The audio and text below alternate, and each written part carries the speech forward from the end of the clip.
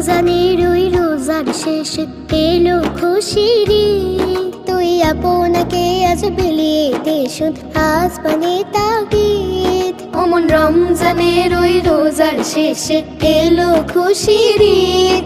তুই আপনাকে আজ বিলিয়ে দে শুধ আসমানে তাগিদ।